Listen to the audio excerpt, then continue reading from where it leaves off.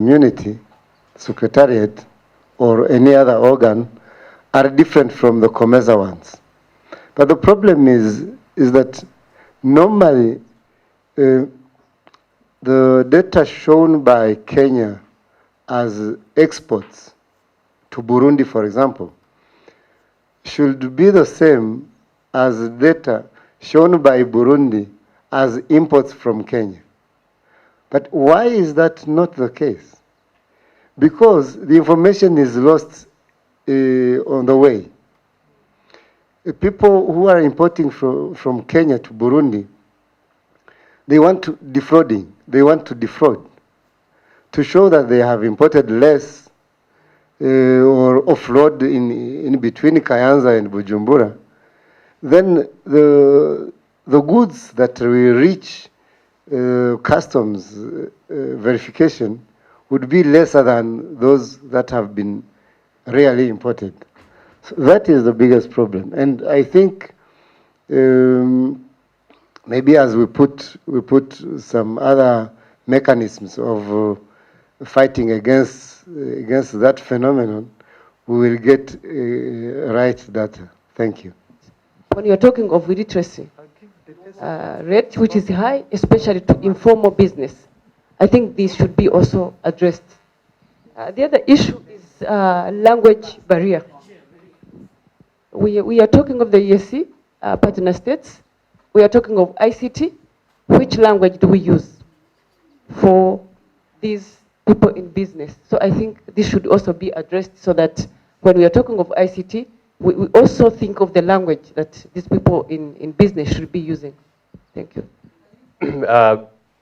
Why can't, the point was, why can't SMEs here in the region start developing that kind of data? And this actually relates to a point or a recommendation that was made in the panel discussion upstairs just a while ago, where a colleague said that, or had a suggestion that actually in East Africa should create a kind of a long-term data set, which a panel data set, kind of historical, which has all sorts of different indicators measuring poverty.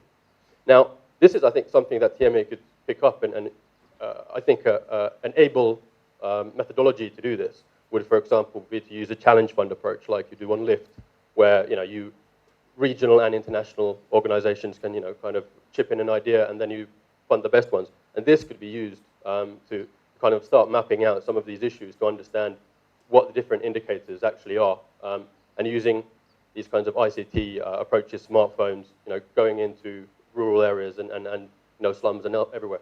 And one example of this kind of an approach is one that I raised in my presentation yesterday,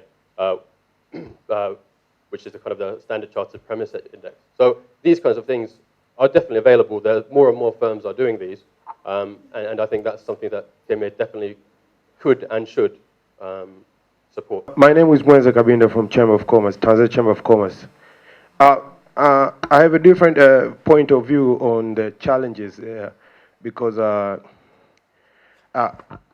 if we look on the lack of expertise, internet connectivity, power problems, because in the trade aspect, all these, there can be lack of expertise in any angle. But my concern is the lack of innovation, because out of innovation, we can reach to whichever, we can solve whichever problem that we have.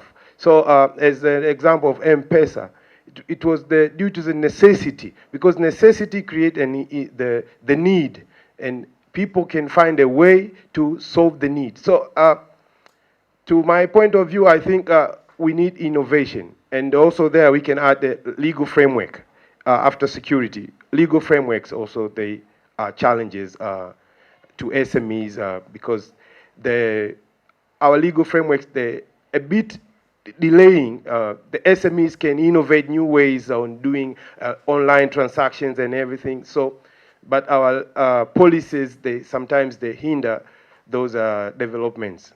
Thank you.